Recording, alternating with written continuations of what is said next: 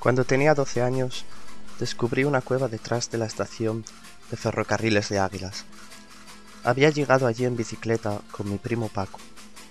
Este me contó que aquello era un refugio. Como estaba tan oscuro, nos dio miedo entrar. Mi madre añadió más tarde que se trataba de un refugio antiaéreo porque Águilas había sido bombardeada hace mucho tiempo. 15 años después, volvería allí con una linterna y una cámara de vídeo. Recuerdo perfectamente el día que entré en el refugio, porque en la otra punta de la ciudad estaban demoliendo la pescadería del puerto y coincidió que yo tenía mi cámara de vídeo. A Águilas llegué varios días antes, el 20 de octubre de 2004. No tenía ningún dato concreto sobre la historia que rodeaba aquella construcción abandonada, pero pensé que igual que a mí me ayuda un documento gráfico a reconstruir el día y la hora de mis filmaciones, habría gente en Águilas que ante la palabra refugio tendrían algo que contar. Al fin y al cabo, un agujero tan grande no puede pasar desapercibido.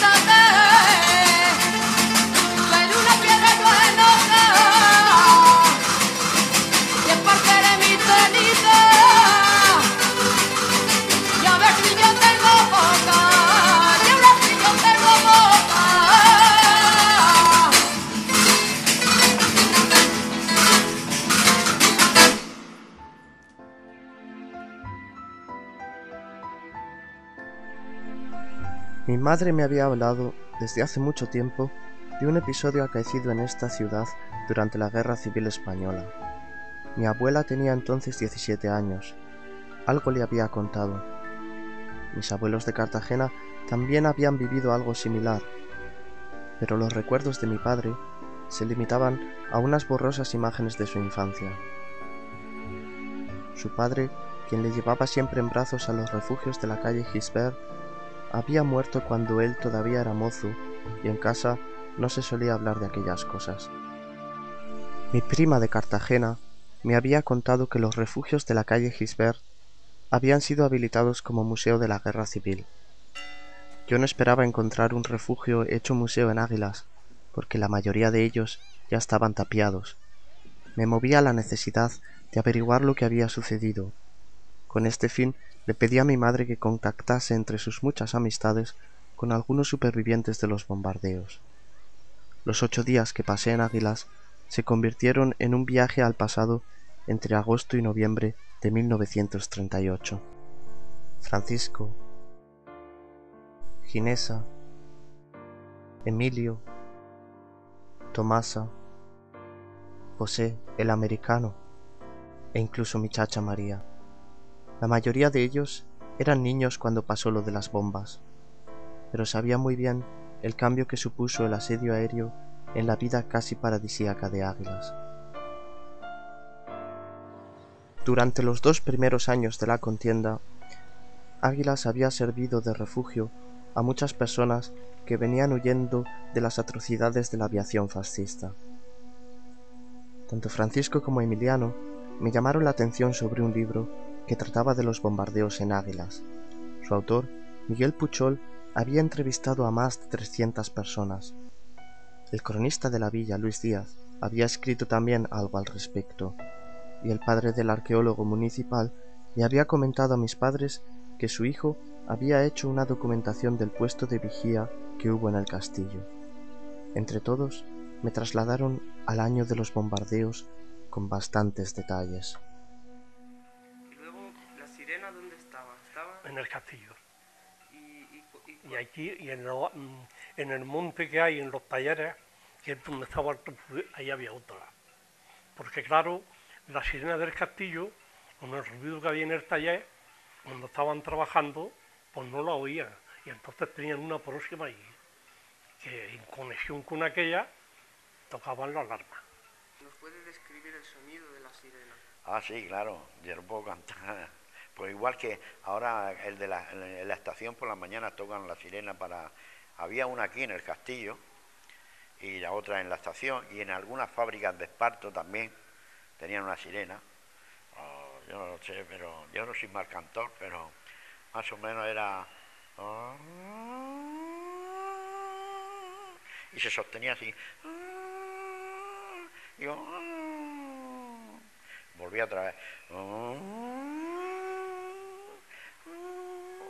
Un tiempo, ¿no?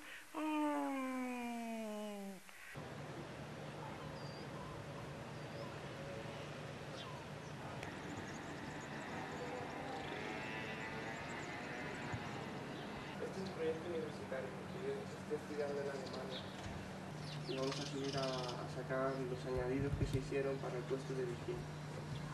Y vais para arriba. Sí, ahora vamos para arriba y queremos Que sacar por eso digo si llevan la llave, sí. claro, que las puertas están cerradas. Sí, sí, nos han dejado la llave la policía local. ¿Y a qué refugio va usted? ¿A qué refugio? Pues íbamos a un refugio que hay aquí en la playa. ¿No había estado por la playa? Por Por aquí, el puerto por poniente, sí, la playa. ahí había una entrada. Ahí ¿no? había una entrada a un refugio, ahí nos metíamos, ahí.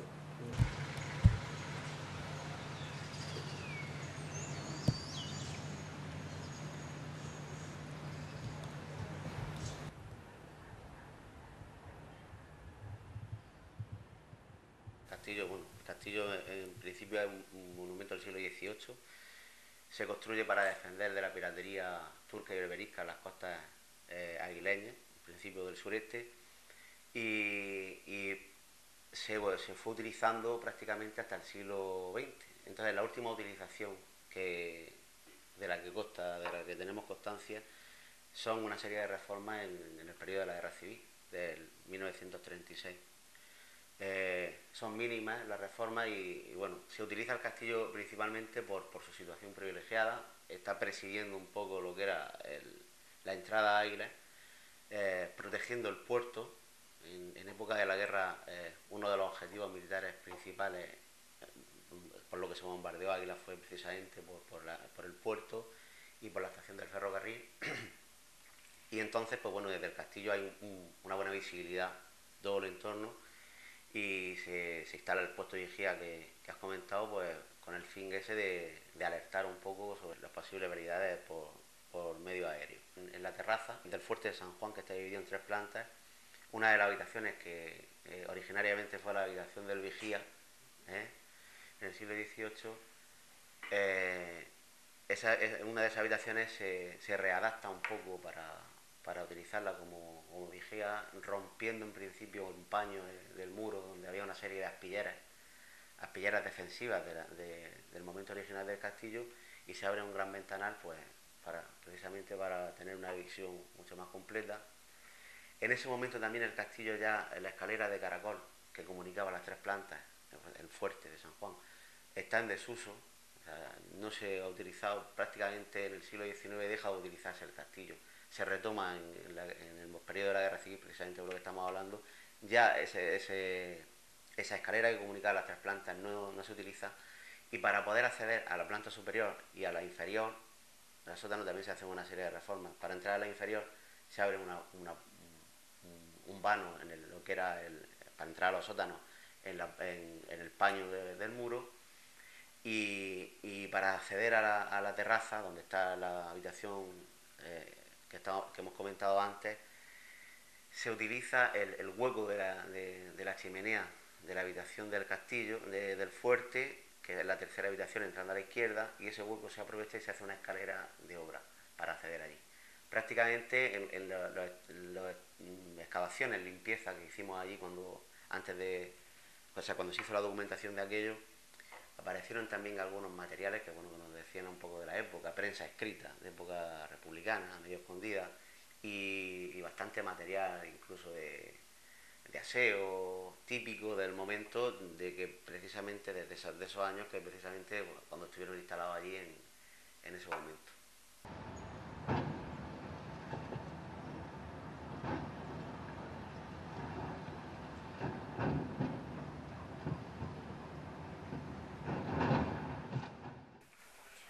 Cuando empezó la Guerra Civil Española, ¿tú en qué edad estabas? Yo no sé si eran 13 años lo que tenía. Unos 13 años, ¿no? 13 años. En el 36, unos 13 años. 13 años. Entonces tendrás buenos recuerdos de lo que pasó en Águilas por entonces. Hombre, claro que me acuerdo.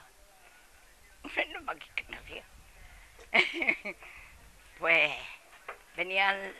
se formó aquí un bombardeo y trajeron aquí muchos militares, muchos soldados, y vinieron aquí al castillo, pusieron una ametralladora y vinieron tantísimos soldados que estaban todos acostados aquí en la calle porque no tenían sitio donde meterse. Tomaron una casita al lado y allí pues estuvieron los militares. Y eso pues, mientras los bombardeos mataban a la gente, nosotros nos íbamos corriendo para refugio, que habían muy buenos refugios, o hay muy buenos refugios, y allí pues, nos metíamos y estábamos todos los días. Águila está toda minada de refugios.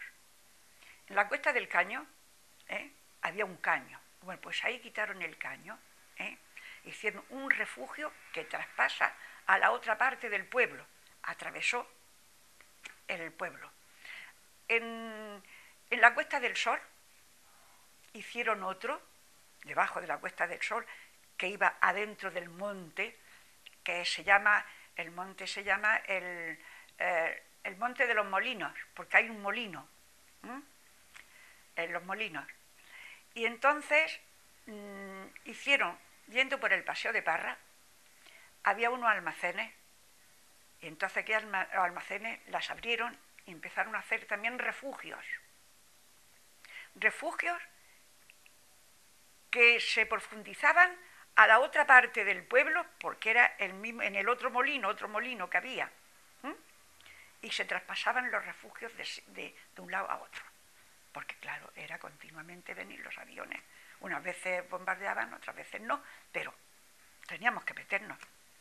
Ahí en el puerto donde está la Brisas, ahí también había otro refugio que traspasa el castillo. O sea que Águilas está minada de refugios. Eso están tapados, no lo han podido rellenar, porque eso se puede rellenar de lo que salieron de allí.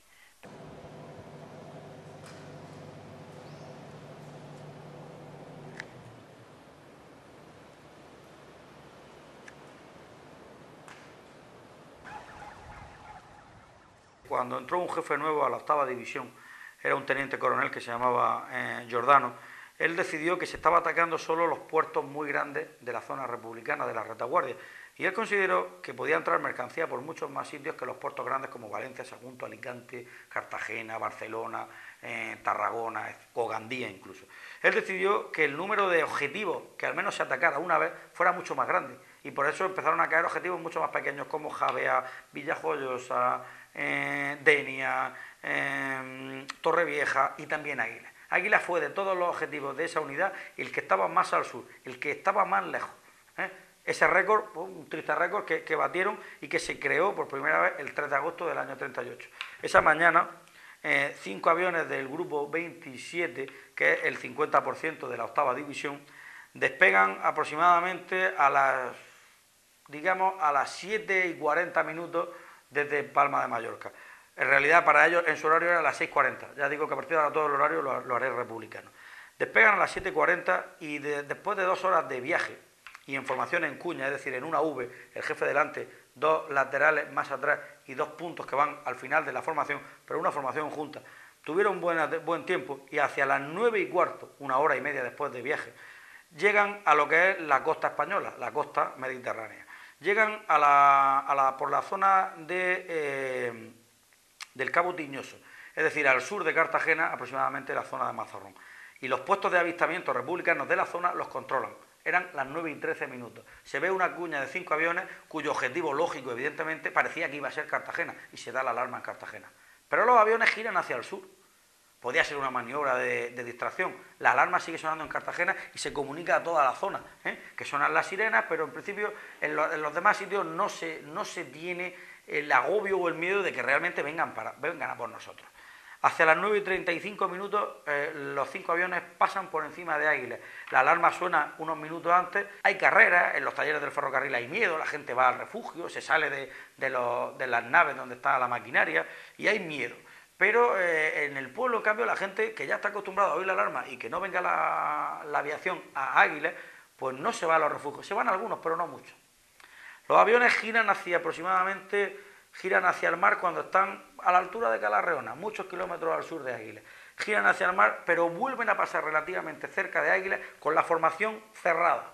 La cuña vuelve a pasar y la segunda vez sí hay mucha gente que se asusta. Yo estaba durmiendo cuando me desperté sobresaltada por esos ruidos de los aviones y entonces mi madre, no te asustes, me cogió, ¿no?, para que no me asustara, y entonces nos fuimos a un refugio que había aquí cerca, en la misma calle de abajo, había un refugio y enfrente de la pescadería había otro que traspasaba el castillo hasta aquí, hasta calle, en otro que había más allá.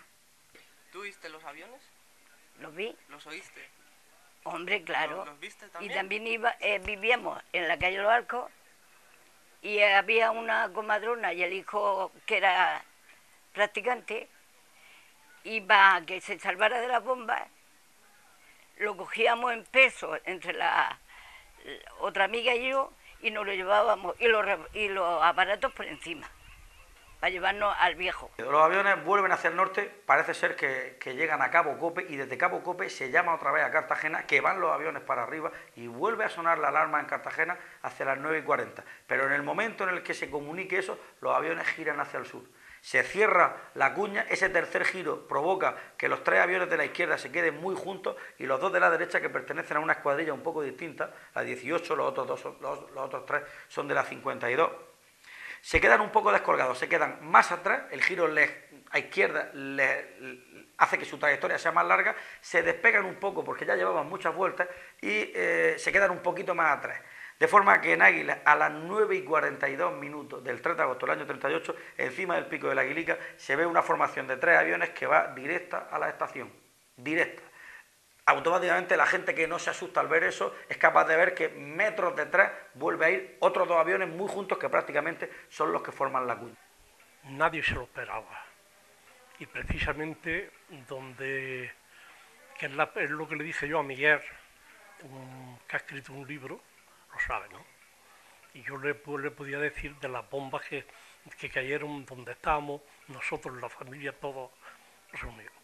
En esa hilera cayó en la calle Menduiña, que es la primera, luego la otra, que precisamente era de mi abuelo, donde yo pocos minutos antes estaba porque yo dormía con mi abuelo, otra lo destrozó completamente, y la otra de arriba, que es donde murió uno muy conocido aquí en Águila, en la Illa, murió, lo pilló, estaba de pie.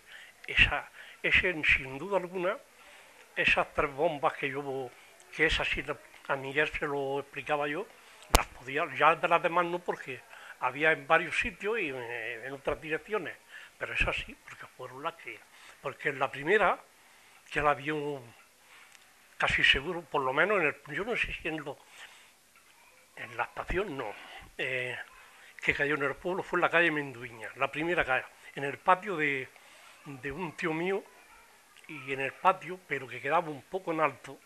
Si no llega a ser así, no te lo estaría contando. Yo creo que en un minuto, es muy difícil saber eso si no se estuvo allí, pero en un minuto o en un minuto y medio, las 60 bombas que lanzaron los italianos cayeron en Águilas. No tardaron más que eso.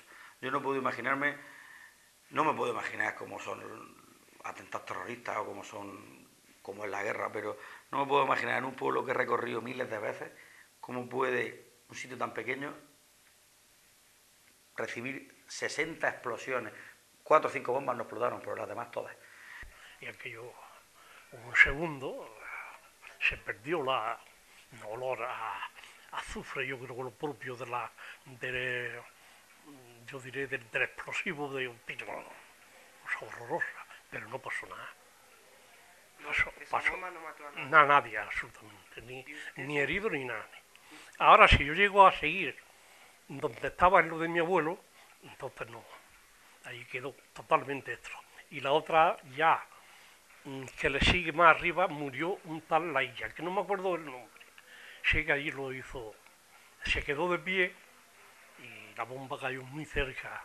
En el primero hubo muchas muertes, porque fue las bombas, se ve que los pilotos eran italianos, el primer bombardeo, desconocían totalmente la ciudad, se ve que no tenían ni plano ni nada y no sabían, porque el único objetivo militar que pudiera ser sería el puerto y la estación del ferrocarril.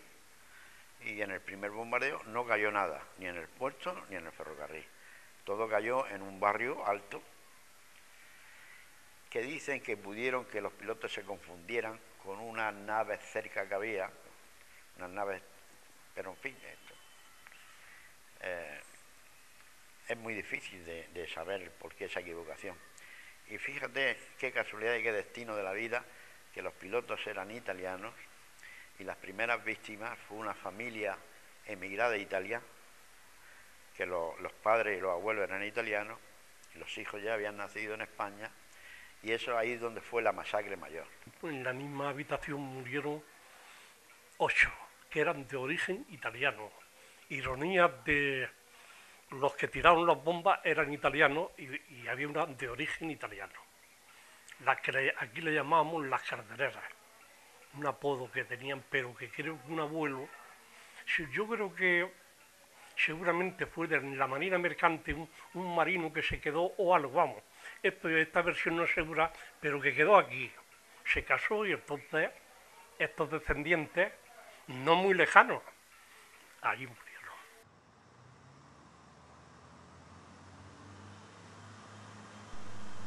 Me habían contado que el objetivo de los italianos era la estación de ferrocarriles de Águilas, en cuyos hangares se blindaban trenes y se producía munición de distinto calibre. Hice unas primeras tomas antes de pasar por el museo de la estación.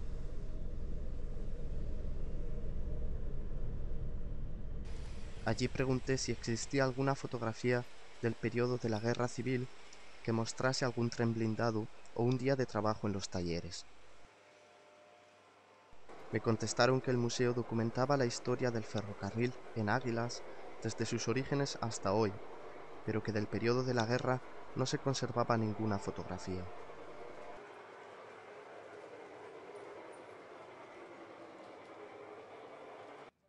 Sin embargo, mi visita no fue en balde. A la puerta del museo conocí a un hombre conocido en Águilas como el Americano, que recordaba muy bien el primer bombardeo, porque entonces tenía 18 años. ¿Qué se acuerda usted de cuando la guerra? Pues me acuerdo de todo porque me cogió que era carabinero. Iba de uniforme. Y estando en el centro de la plaza, de Abasto, la plaza que tiene Águilas, pues 4 aviones pasaron para allá, para la provincia de Almería, y dieron la vuelta a los 5 o 6 kilómetros. A dar la vuelta, regresaron para Cartagena. Y entonces cuando venían para aquí, las primeras bombas empezaron a caer detrás de la estación. Ahí donde está el refugio de la estación, ahí empezaron, ahí cayeron 15 o 20 bombas. Las demás ya se metieron al centro del pueblo. Al hillo del uniforme, un teniente de carabineros me echó mano a mí y a otro compañero que íbamos del uniforme, y entonces tuvimos que sacar a los que las bombas la habían enterrado. En un sitio sacamos, los primeros que sacamos que aún vive una muda que vive en el barrio. Y sacamos otra mujer ya más de edad, que tendría unos 60 años. Vimos entre los escombros que se movían y la sacamos. En la parte derecha, entonces, allí cayeron 2 bombas. Que entre ellas vive una muchacha aún, mató a una vieja, mató. Y la muchacha, pues, unos cascos de metralla que los lleva todavía, que estaba colocada en el ayuntamiento, que vive. Luego en la parte de arriba un matrimonio que estaban casados por 1 año y pico. Y tenían un crío que tendría 4 o 5 meses. Vino a caerle la bomba en la misma casa, que cuando los sacamos nosotros estaban negros, carbonizados. Después de allí tiramos para abajo y fuimos a casa de un sitio que le llaman el Zamarrero. Y allí una muchacha que había, uno de los cascos de metralla, le dio en un ojo, le dio, que por cierto perdió el ojo. Y allí mató un animal que había. En la parte arriba del Grifico del Agua, allí cayeron 2 bombas. A ver, que allí mató también a uno que era cabrero, un tal Juan, lo mató también. Y ya de allí, pues, entre una cosa y otra, tuvimos que, con un coche, ir cogiendo los muertos y llevarlos al cementerio. Y allí los depositamos, que terminemos eran ya más o menos las 6 de la tarde. Desde las 11:30 de la mañana, que empezó el bombardeo, hasta las 6 de la tarde. ¿Y usted como carabinero dónde se encontraba en Águilas? ¿Estaba en el puesto de vigía o algo? No, estaba en Murcia destinado. Yo estaba en Murcia. ¿En Murcia? En Murcia, sí. ¿Y cuando ocurrieron los bombardeos en Águilas, se encontraba aquí? Aquí, sí, me encontraba aquí con permiso precisamente para casarme, que no pude casarme. ¿Por qué? Porque resulta que mis padres tenían un negocio y ahí a verlo, también la bomba, una de las bombas como cayeron cerca, abrieron la puerta y tiró el barril de vino y la estantería y eso. Y ya pues nada, ya a otro día yo me marché para Murcia. Y entonces al poco tiempo vine a casarme.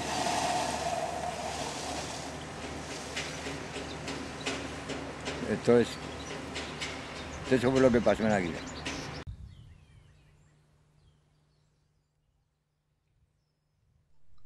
Me contó Francisco que en el cabezo que hay detrás de la estación había otra sirena, porque los trabajadores de los talleres no podían oír la del castillo.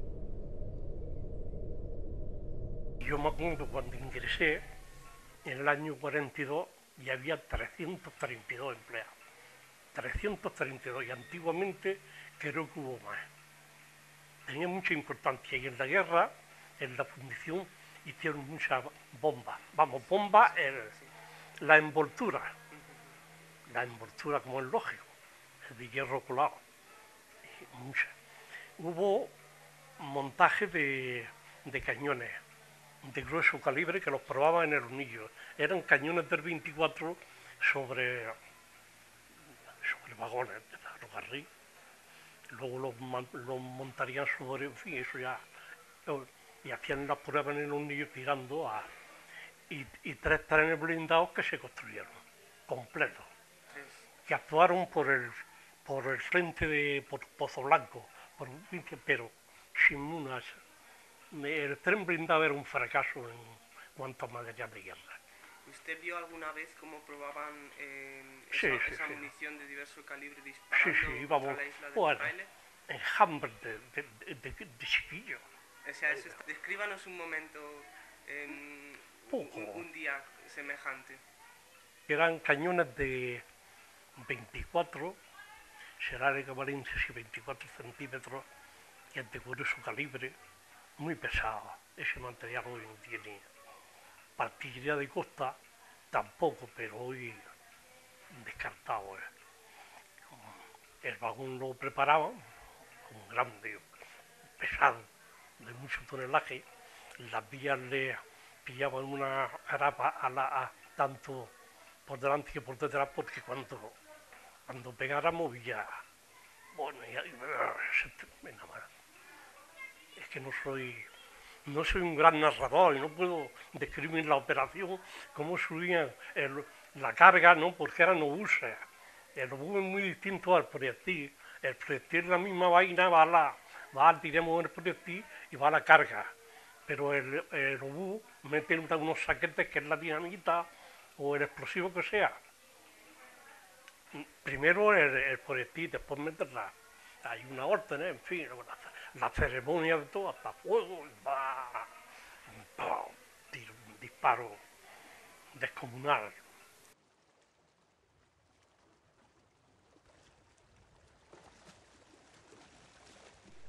Esto debió de ser el trayecto que aquellos aguileños recorrieron el 31 de agosto de 1938 para refugiarse.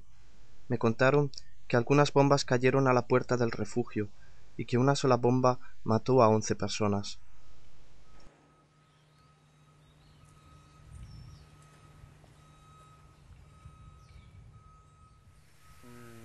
Dice mi madre que un señor, por ayudar a una pobre vieja que iba corriendo a uno de los refugios de la estación, se cayó y entonces al cogerlo, entonces la metralla mató a la vieja y a él.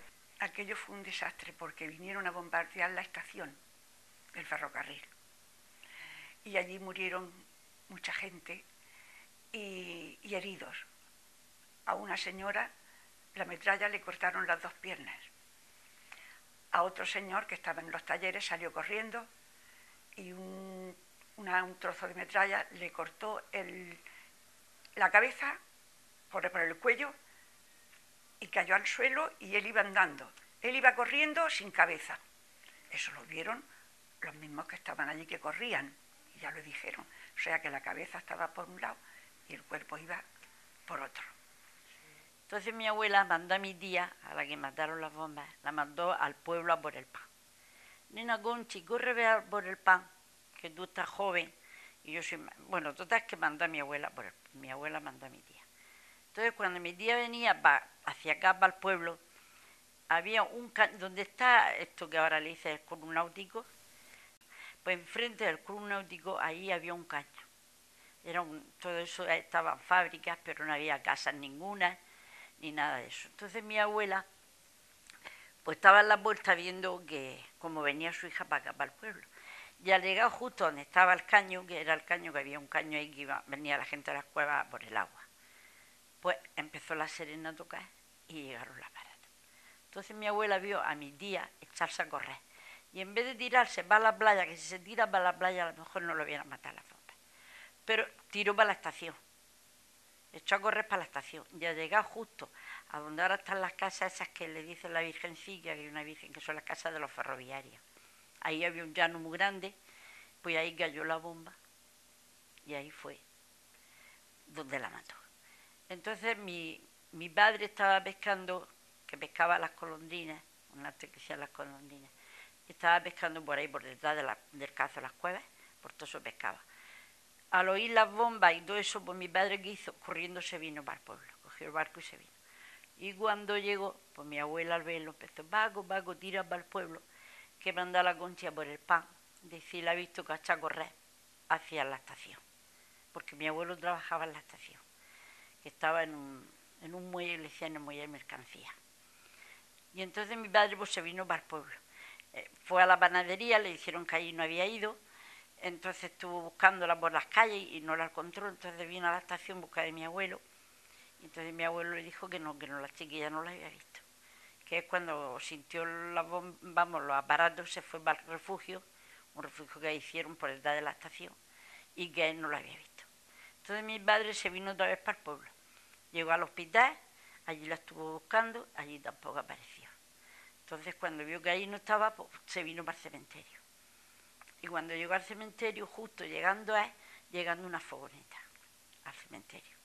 Entonces, cuando paró, la abrió la puerta y abrirla, la primera que se encontró fue a ella, que llevaba todo el pecho, pues de la metralla la había... Pues ya ve, por mi padre cómo se quedó cuando vio a su cuñada, que... Y entonces, claro, pues se fue hacia allá, para donde vivíamos nosotros las cuevas. Y mi abuela pues se dio a correr para abajo y se tiró a mi padre, y mi padre al verla pues empezó a llorar y a llorar. Paco, la Concha, dice la Concha ya, no hay nada que hacer, la mata a las bombas. Y aquí no había armas ni defensa antiaérea de ninguna clase. El bombardeo debía anillarse, lo decía yo, es inexplicable. ¿Por qué iban a tanta altura? ¿Cómo fue ese error tan grande con las instalaciones tan grandes que tenían de los talleres, tres naves de 100 metros y el depósito, y caer en el pueblo? Yo no digo que fuera intencionadamente, no me creo yo, salvo los bombardeos salvajes que se han dado en la guerra. Yo creo que sería miedo. Soltaron las bombas de una manera, para mí, inexplicable. A Miguel se lo decía, porque en el taller no cayó nada. y era un blanco, las naves, un blanco, vamos, había que estar con los vendados. Teniendo a cubierto una defensa antiaérea, no había ni una escopeta, como diríamos aquí, aunque las escopetas no sirvan para eso, pero una ametralladora antiaérea sí. Cañones no, cañones antiaéreos es otra cosa más. Y yo creo que por miedo, pues y soltaron en la misma pasada, la soltaron, no es que estuvieron, como se suele hacer los bombardeos, de ir pasando, sino que asomaron de levante a poniente y ya por el mar regresaron. Francisco había formulado una pregunta que no pocos se han hecho en Águilas. Yo pensé, como muchos, que es muy difícil averiguar todos los detalles que llevaron a que los 2 bombardeos de día terminaran en una tragedia humana. Pensé que para acercarse siquiera a una respuesta aproximada habría que buscar documentos y analizar otros bombardeos similares, y que aún así hay veces en que uno no puede averiguar todo, y que tal vez mejor fuera así. No obstante, me hice una nota en mi diario que ya se iba acercando a noviembre de 1938, y por tanto a un nuevo capítulo en los bombardeos de Águilas. La noche del bombardeo del barco, esa noche era un 3 de noviembre o por ahí, o 20 y tanto de noviembre, no sé las fechas con exactitud, pero era una noche de luna de esas fabulosas. El cierre literal del puerto se producirá ya en noviembre del 38, cuando un hidroavión de la Legión Cóndor, una noche que va a bombardear Águilas, se encuentra de casualidad un barco que cree que es un petrolero, el Eleni, que era simplemente un barco que llevaba uva, naranja, y que no iba prácticamente a hacer carga o descarga en Águilas. Se lo encuentra allí, le lanza la bomba sin que le den, vuelve a toda pastilla a Pollensa, informa de lo que ha visto y se preparan 4 ataques más con bombas muy grandes de 250 kilos que están cayendo en el barco hasta que lo hunden. Aquí en Águilas le llamábamos la pava. Hacía un ruido y entonces desde muy lejos ya sabías que venían. Y entraban por el campo así o por la mar, daban la vuelta cerca de Terrero o por ahí y entonces enfilaban el pueblo viniendo de allí para acá. Porque no se fiaban si había artillería antiaérea, que no había. Pero claro, ellos tomaban sus precauciones. A otro día nos enteramos que el vapor que había en el muelle cargando lo tiraron a pique. Y ahí estuvo, yo que sé el tiempo que estuvo a pique. ¿Cada cuánto pasaba un avión? Un avión, si eran más, porque el ruido era inmenso. Ya ves, el ruido de los aviones de entonces. ¿Y cuánto duró? Uy, mucho tiempo. Eso duró mucho tiempo. Nosotros estábamos asustadicos. Mi madre apagó todo y dice, apagar las luces. Apagamos las luces para que no supieran que estábamos allí. Vamos, lo mismo todos. Apagamos las luces porque nos asustamos todos. De ese ruido de los aviones y esa explosión que se oía, estábamos atemorizadicos todos. Y nos metíamos debajo de la cama, allí las mujeres a rezar, los críos, pues como éramos muy inquietos, estando allí, pues a mí me dio ganas de hacer pipí. Y entonces, pues como cosa de crío, con 7 años, me salí de la cama y me fui al patio. Y me puse a hacer pipí en el patio. Y estando haciendo pipí en el patio, la sombra del avión pasó y tapó. O sea, tapó todo el patio, ¿no? La sombra del avión. Y estando yo haciendo ahí. Pero yo con esa irresponsabilidad de la infancia, pues me quedé tan fresco. Cuando ya el avión pasó y ya terminó el bombardeo y todo eso, mi madre me acuerdo que me dio unos azotes en el culo por desobediente, pues no estaba dispuesta a que te hubieran matado, no sé qué, bueno, en fin, las cosas que pasaban.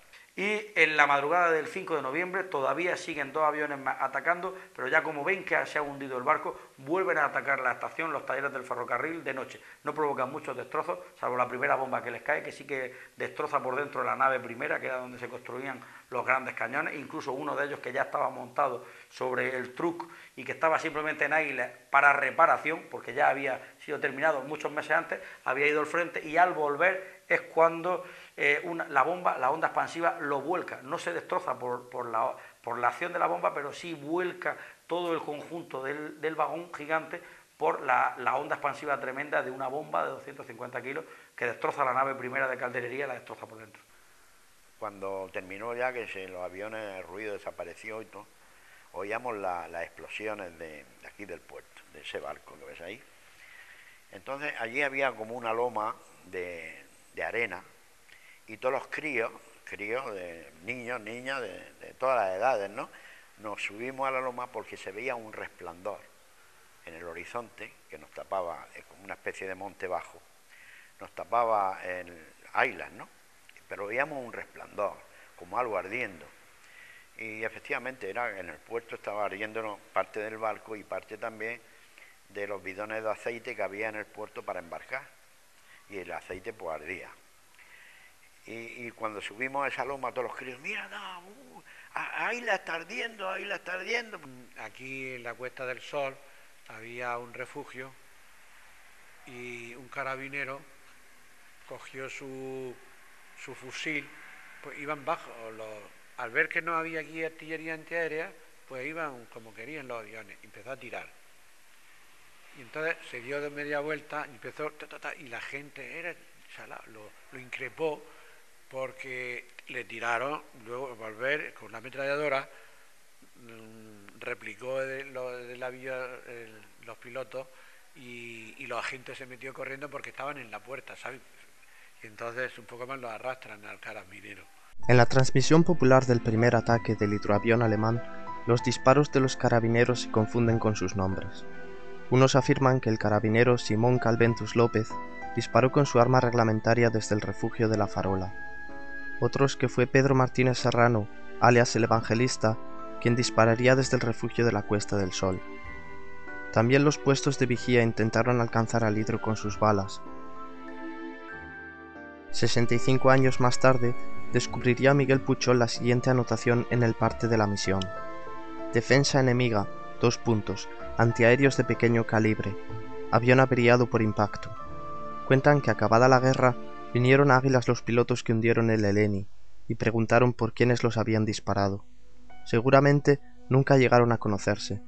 Me pregunto cómo sería un encuentro así, pasado ya el conflicto, cuando agresor y agredido, o viceversa, ya no tienen motivos para usar sus armas. Con excepción de la Legión Cóndor, que hundió el Eleni inutilizando así el puerto de Águilas, Miguel Puchol analizaba con las siguientes palabras el resultado bélico de los bombardeos. Perdón, lo buscaban evidentemente, pero sin dar en el blanco, utilizando una palabra militar, sin dar en el blanco consiguieron que sus bombas parecieran que habían dado en el blanco, porque habían conseguido el objetivo, parar la actividad portuaria y la maquinaria bélica, mal llamado maquinaria bélica, que pudiera haber en los talleres de Águilas. Teniendo en cuenta que el objetivo militar se había conseguido a costa de vidas civiles y que ya hace mucho tiempo que terminó la dictadura, pensé que lo más normal es que hubiera una placa conmemorativa, una de esas que al mismo tiempo sirve de advertencia. No estuve buscándola, porque para mí la mejor advertencia de lo que no debería pasar era el refugio abandonado que había detrás de la estación. Sin embargo, la misma necesidad de saber por qué no existía me empujó a preguntarle a algunos de mis interlocutores si existía una placa conmemorativa o algo similar. Quería preguntarte, ¿sabes si existe una placa conmemorativa? No. En Águilas no existe placa conmemorativa de las víctimas de los bombardeos. Ten en cuenta que son personas que vivían en el bando republicano y que por tanto vivían en el sitio que perdió la guerra. Entonces no hay ningún tipo de placa. Además, casualmente en Águilas, como no hubo ese tipo de asesinatos que hubo mucho en la guerra civil, tanto en un bando como en otro, pues no se hizo hubo muy poquito, 2 y 2 o 1 y 2, muy poco para lo que pasó en otros sitios y tratándose de una guerra civil. Entonces en Águilas tampoco hay Cruz de los Caídos. Aquí en Lorca, por ejemplo, sí hay, en Murcia también, yo creo que en muchísimos sitios. Yo he estado este verano de vacaciones en Menorca y en Mahón hay una gigante. Y se cuenta siempre que cuanto más grande es la cruz, a más personas representa, es decir, más personas murieron. Aquí en Lorca hay una que es grande, aquí sí hubo mucha gente que murió. En Águilas no hay porque hubo tan pocos que no se quiso reseñar ese tema. Por tanto, las víctimas no están conmemorativizadas, no sé si sería la palabra, no están recordadas físicamente en ningún monumento, en ninguna cruz o en ninguna placa, como tú me preguntabas. ¿Y en qué texto debería haber algo? Personalmente el libro pone los nombres de las personas que se murieron y todos los datos posibles sin entrar en el morbo, solamente porque al menos haya alguien, que no sea sus familias, que por supuesto lo recuerdan, pues que sepan que hay personas que murieron injustamente, como los que mueren en la carretera o como mucha gente, pero bueno, pero para que por lo menos costase en un acta, aunque fuera tan discreta o tan modesta como un librillo de pueblo, ¿no? Pero sí es verdad que el libro tiene esa intención, y además en el prólogo está dedicado a todas las personas que vivieron esas bombas, que para mí eran datos, ¿no? Pero que ellos las vivieron tan de cerca como que para algunos pues fue su vida, ¿no? Pues me pillas en Orsay. Creo que no. ¿O algo similar? Y no, creo que no. No existe. Nadie se ha dado cuenta de ese detalle. Es un detalle muy importante, porque en casi todos los sitios han puesto su placa y su historia, ¿no? Pues aquí me parece que no, que yo sepa, no hay ninguna placa que diga a las víctimas de la Guerra Civil Española. No hay ninguna placa. ¿Qué piensa usted? Qué bárbaro. Pues es una idea nueva que escucho la primera vez. ¿Debería haber una? Pues en parte sí y en parte no. Es que remover heridas, no sé hasta qué punto. ¿Tú lo ves factible? ¿Tú lo ves necesario? Respondí que lo veía necesario porque independientemente del bando eran víctimas civiles de todas las edades, y aunque hubiese un libro con sus nombres, oficialmente la ciudad no los recordaba, excepto por el único refugio que aún no ha sido tapiado. Este me invitaba a su manera a guardar silencio. Recuerdo perfectamente el día en que entré, porque estaban demoliendo la pescadería del puerto y eso no ocurre todos los días.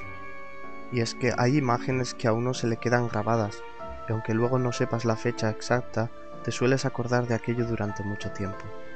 También los italianos hicieron sus fotos, y ahora que las podemos ver, las examinamos de otra forma. Contamos los impactos, buscamos el lugar en que falleció algún familiar, o la explosión que destrozó la casa.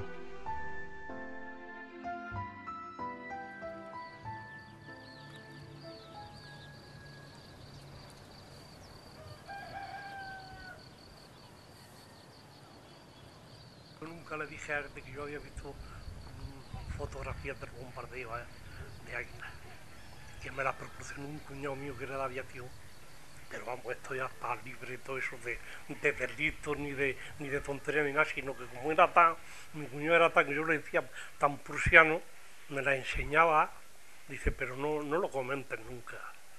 Y cuando Miguel empezó a publicar el libro, yo no le hacía alusión porque mi cuñado, él me decía, mientras no se escriba algo sobre los bombardeos de Águila, tú no hagas mención, que no tenía importancia ninguna, nada más que él era tan prusiano que no quería, que le iban a llamar la atención, se hacía un montón de años que había acabado la guerra, no tenía aquello ninguna pega, era cosa de él y yo lo respetaba. Claro, y cuando Miguel publicó el libro, pues entonces ya sí se lo conté. Bueno, perfectamente, la veía una fotografía aérea de una claridad que no tiene ni punto de comparación con la otra. Y luego con un aparato alemán que veía hasta el relieve. Por eso yo le hice hincapié a Miguel de que es desastre bomba, si puedo responder, porque claro, yo a mi cuñado le decía, que es donde estábamos toda la familia allí. Estaba toda la familia allí. Y yo nunca, y entonces él dijo, tú me tenías que haber dicho, y yo entonces se lo conté a mi cuñado, él me dijo de que nunca hiciera alusión a él, que no tenía importancia ninguna, pero que yo respeté eso. Y en el libro vienen fotografías que yo a Miguel le decía, digo, caramba, si eso parece, que tomás como los bombardeos que se cruzaban entre los alemanes y los ingleses, que tenían unas defensas antiaéreas formidables, y forzosamente los aviones iban a esa altura porque no hay duda que iban con miedo, no que lo hicieran. no creo yo en la mala fe de tirarlo a la población. Nunca lo creo. Y mira que no, que siento como la cantidad de muertos. En el segundo bombardeo hubo en la puerta del refugio 23 o 24 muertos en el mismo lado. Cayó la bomba, ahí cayó como un matadero. En el primero ya fueron repartidos en unos 8, en otros 2, en otros. Pero nunca creí yo, ni mi padre incluso, que estaba él dolido de... Dice, esto adrede no es, esto es que han pasado y se han soltado. Y hoy día tampoco cree que haya sido adrede. Sigo creyendo que adrede no. Viene la fotografía de los que intervinieron en el bombardeo, porque él estuvo en Italia y ha hablado con ellos. Él nunca ha creído, aunque haya hablado lo que sea, que emanara de ellos decir vamos a tirarla a los barrios. No me lo creo, sigo sin creerlo.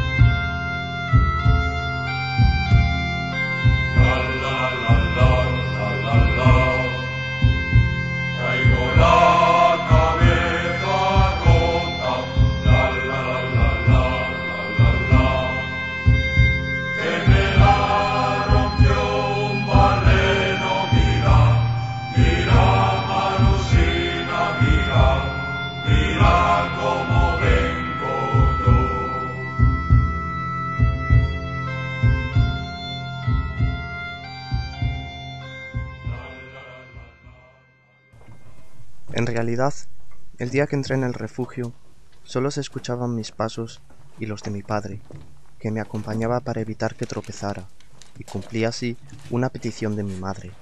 Ya se sabe que las madres siempre se preocupan de sus hijos, y aquel sitio estaba muy oscuro. Al salir la luz del día, casi nos desvela, y nos alegró escuchar los ruidos de la ciudad, que después de nuestro silencio un tanto sobrecogedor, parecía armonizar con el canto de los pájaros. No sé muy bien si fue una experiencia de esas que llaman catárquicas. No voy a decir que saliera como un hombre nuevo. No sé cómo funciona eso. Pero recuerdo que en cierto modo me dio nuevas fuerzas, como un poco más de esperanza. Y eso me venía bien. ¿A quién no? Si la bala me da, si mi vida se va, bajadme callados a la tierra.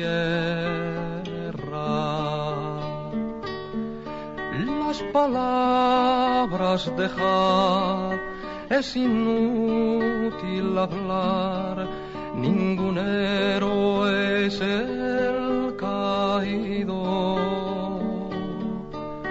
De tiempos futuros será forjador, ansiaba la paz, no la guerra. Si la bala me da, si mi vida se va, bajadme sin más a la tierra.